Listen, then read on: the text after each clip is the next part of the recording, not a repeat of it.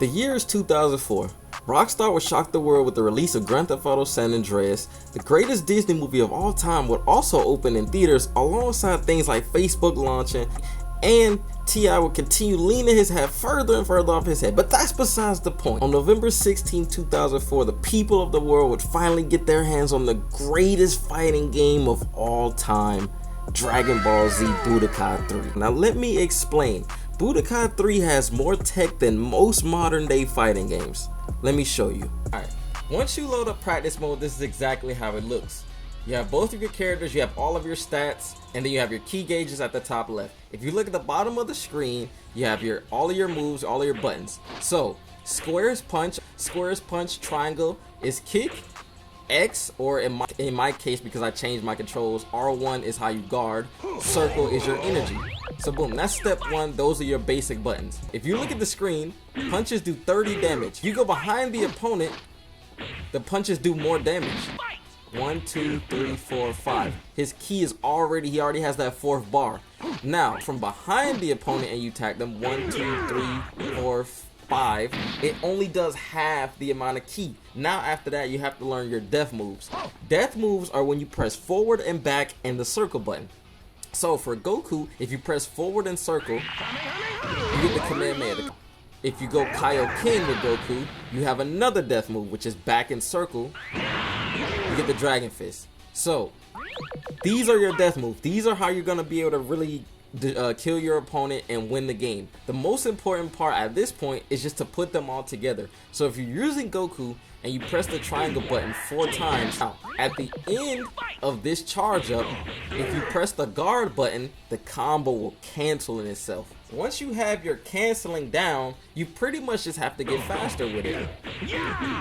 And that's how you do that. Plus, you can also combo into other strings. So for Goku, for example,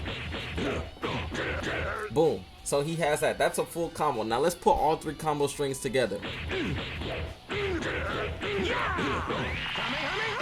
So now that you have your cancels done, you have to look at your stuns, right?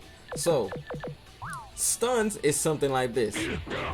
How the opponent is like coming up off the ground. So now I can do 2 stun. And you kind of got to do a micro walk after that second stun, but these are his stuns, right? So you have triangle, back triangle, then you have forward triangle, triangle, square, like the second or the third hit of the move after you do it the first time. So as you can see, I started that combo with the same exact move. If you start a combo with the same first move, it won't work. Even though I did something different, it won't work. So you pretty much have to miss that first hit, and then that's how you could continue to do the combo after that.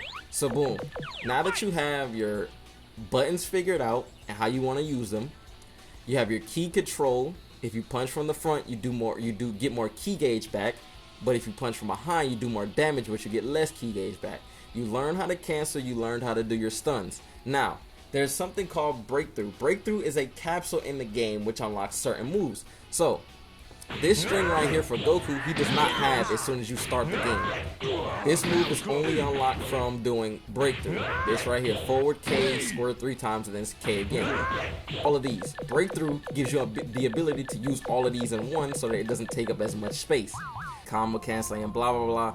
It's just the way that this game does is completely different. Like if you look at MKX and you look at like Ninja doing like the ghost cancel and stuff for like the fireballs in the air, all of that is cool, but that's pretty much this entire game is canceling moves. So you could do crazy stuff like this and it all just comes out like just fluid. Like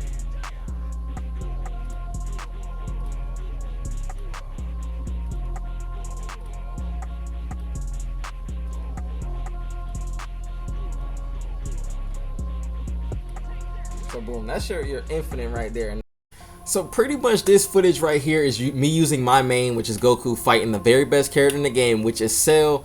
And the difficulty is on very strong, which is the highest difficulty. I put myself at 1 health bar while Cell has the maximum amount.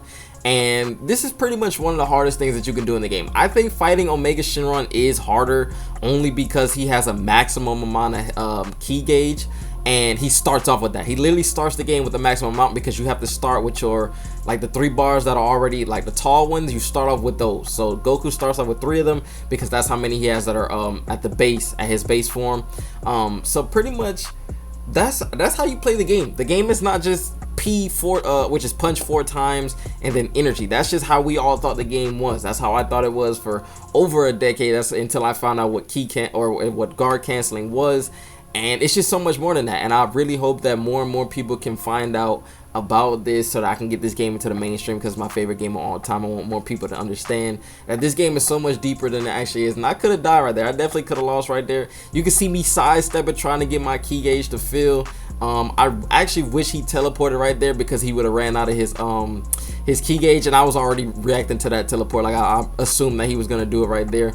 You don't want to lift them off the ground, because the AI in the game is like wired to want to always teleport when you lift them off the ground. But pretty much that's it for the video. Make sure to hit that like button, subscribe to the channel if you're new. I'm definitely gonna play this game more, but I'm out, bruh.